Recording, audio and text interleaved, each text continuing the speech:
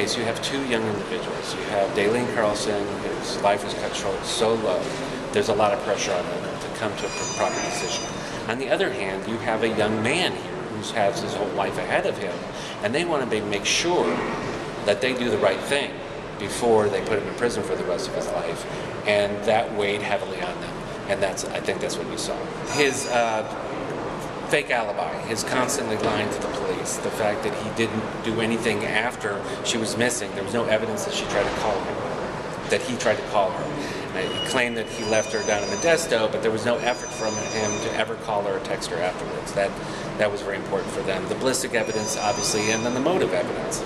Even though they couldn't come to a determination beyond reasonable doubt that he committed a rape, they didn't have to use that standard of proof to show that the rape probably happened and that was the motive. And so they took everything into consideration. I think it was a pretty straightforward case. It was complicated because there was a lot of pieces of evidence that all had to come together. Cell phone evidence, ballistic evidence, motive evidence, a lot of things came in and clicked in. The process was getting all that information to make sense. And so it was a complicated case, but I think it was a straightforward case.